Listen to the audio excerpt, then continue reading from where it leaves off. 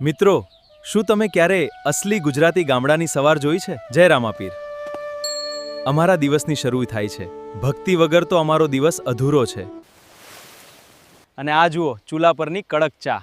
અને આ મારી મમ્મી જે સૌથી મસ્ત રોટલી બનાવે છે. કોમેન્ટમાં જય શ્રી કૃષ્ણ લખજો. સબસ્ક્રાઇબ કરવાનું ભૂલતા નહીં.